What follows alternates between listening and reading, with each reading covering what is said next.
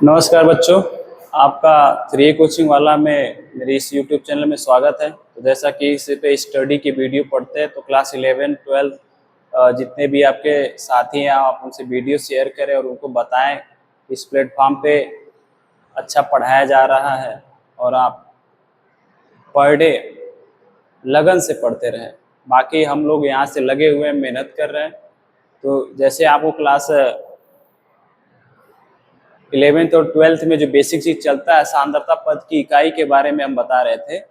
तो देखिए उसमें आपका जो था मोल के बारे में और आयतन बटे आयतन प्रतिशत, भार बटे भार प्रतिशत, भार बटे आयतन प्रतिशत, आयतन बटे भार प्रतिशत, ये 4 फार्मूला हो चुका था।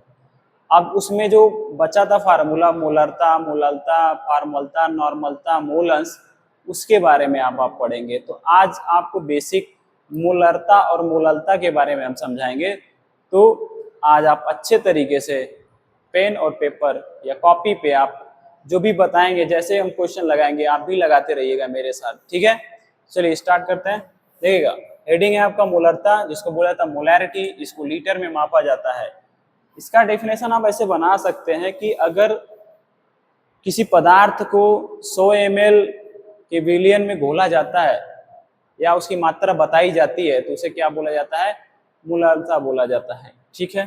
फार्मूला कैसे लिखेंगे इसका, फार्मूला क्या होता है विलेय के मोल, विलेय के मोल बटे यहाँ होता है क्या, विलयन का आयतन, विलयन का आयतन होता है।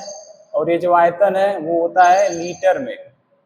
ये आयतन किस में होता है, लीटर में होता है।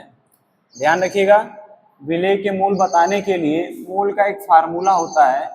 मोल का फार्मूला क्या होता है, भार बटे अणुभार होता है। आपको याद होगा भार बटे अणुभार होता है, इसको आप स्टार पॉइंट बना के याद कर लीजिएगा।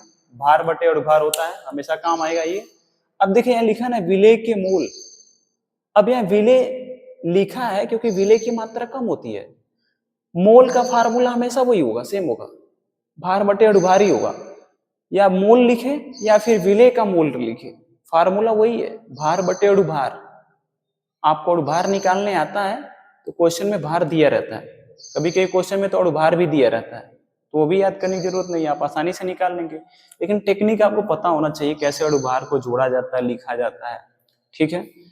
तो आप समझ गए होंगे विलेय के मोल बटे विलयन का आयतन। अब देखो आयतन जो होता है वो लीटर में नापा जाता है। अगर मान लीजिए हम 200 ml दिए हैं और आपसे बोले इसको लीटर में कन्वर्ट करिए, तो क्या करेंगे आप 1000 से ऑब्वियसली डिवाइड करेंगे, 1000 से भाग करेंगे तो लीटर में कन्वर्ट हो जाएगा।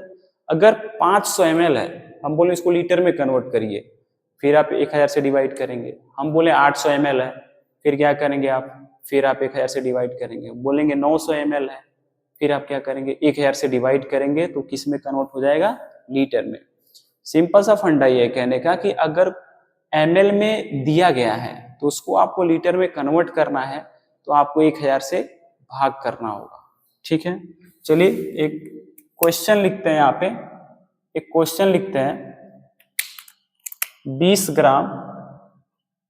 ग्राम NaOH को 500 ml जल में 500 ml जल में घोलने पर मोलरता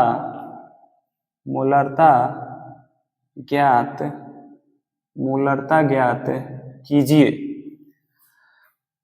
सिंपल सा देखिएगा, 20 ग्राम NaOH को 500 ml जल में जब आप घोलेंगे तो मोलरता क्या होगा, तो आपको पता है मोलरता का फार्मूला होता है विलेय के मोल। तो सबसे पहले आप यहाँ निकाल लीजिए विलेय के मोल, विलेय के मोल आप निकाल लीजिए। क्या होता है जी, भार बटे अणुभार होता है। बेसिक सा क्वेश्चन यहाँ पर ये होगा कि इसमें से भार है कौन, विलेय होता कौन है। और देखो क्वेश्चन में जो सबसे कम होगा ना, जिसकी मात्रा कम होगी वही विलेय कहलाएगा। तो बताओ 500 ml में और 20 ग्राम में किसकी मात्रा कम है, कौन छोटा है, जो छोटा होगा वही विलेय होगा। तो छोटा ये है, तो यही विलेय हो गया। अब 20 ग्राम जो लिखा है मतलब ये आपका क्या हो गया, विलेय हो गया। जो कम होगा विलेय होगा, जो ज्यादा होगा वो क्या हो जाएगा, विलेयन हो जाएगा। अब आप यहां से समझिएगा, 20 ग्राम जो देंगे आपको, मतलब एक्चुअल में जो NaOH है उसका जो वेट है, जो उसको तौला गया है, 20 ग्राम तौला गया है, 20 ग्राम उसका एक्चुअल में वेट है, भार है। तो हम यहाँ लिखेंगे क्या है, भार कितना है, 20 ग्राम, यहाँ लिख दीजिए 20। यानी भार आपको 20 पता चल गया, भार 20 पता चल गया। और ये जो NaOH लिखा है ना, यहां से पता करेंगे कि आप अणुभार। तो आप बताइए NaOH का अणुभार कितना निकालेंगे आप, NaOH का अणुभार कितना निकालेंगे, अलग अलग कर दीजिए।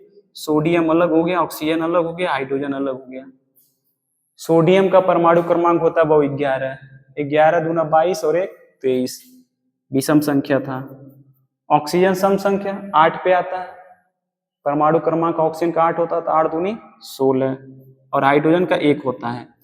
तो 23 और 16 39 और 1 जोड़ देंगे आपका हो जाएगा 40। तो अणुभार कितना आ गया NaOH का, 40। तो 20 बटे क्या लिख देंगे, 40। तो एक क्या हो गया, ये 1/2, यानी 1/2 हो गया। आंसर में बात करेंगे तो 0.5 मोल निकल गया इसका, या तो आप इसको 1/2 ही रहने दीजिए। अब बात करते हैं आयतन। देखो आयतन क्या होता है, आयतन को जब आप लीटर में कन्वर्ट करना चाहेंगे तो देखिए 500 ml है, 500 ml है भाऊ, आयतन 500 ml है, लीटर में कन्वर्ट करोगे तो 1000 से भाग दोगे, 1000 से भाग दोगे तो जरा बताओ ml से किस में कन्वर्ट हो जाएगा, 1/2। देखो ये 1 0 से 1 0 कैंसिल, ये भी कैंसिल, ये बचा 5 का नाम 5, 5 दूना 10, तो 1/2, यानी 1/2 ये भी आ गया आंसर, 1/2 ये भी आ गया आंसर। विलेय का मोल भी 1/2 आ रहा है और आयतन भी 1/2 लीटर आ रहा है। ई का आ रहा है 1/2 मोल आंसर है और 1/2 लीटर है। अब लगा दीजिए आप मोलरता का फार्मूला। मोलरता का क्या होता है, एक बार लिख लीजिएगा अच्छे से, विलेय के मोल बटे यहाँ होगा क्या, विलयन का आयतन किसमें होना चाहिए, लीटर में होना चाहिए ना, लीटर में।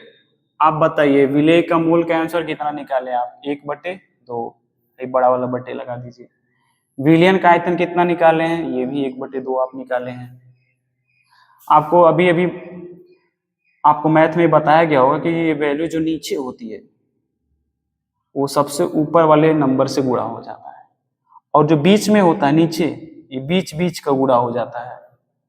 मल्टीप्लाई करिए, 2 कहाँ चला गया ऊपर, तो 1 × 2। अब ये जो 1 था ये चला गया इसके पास, तो 2 × 1, आंसर कितना आ रहा है आपका, 2 1 जा 2, फिर नीचे भी 2 1 जा 2, आंसर आ गया आपका 1 आ गया। यानी मोलरता आपकी कितनी आ गई, 1। अगर आपसे कोई पूछेगा मोलरता कितनी आ गई, आप बोलेंगे 1 आ गई।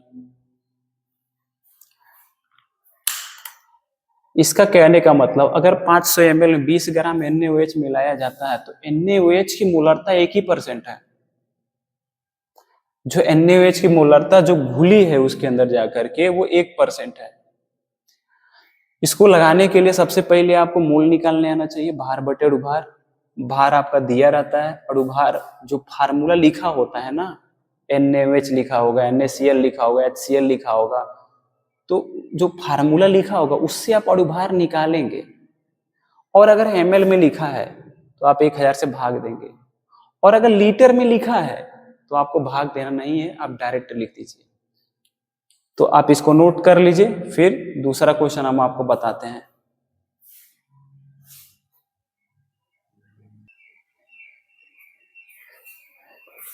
चलिए तो अब आपको दूसरा क्वेश्चन बताते हैं, एग्जाम्पल में लिखिएगा। 49 ग्राम H2SO4 को 600 ml 600 ml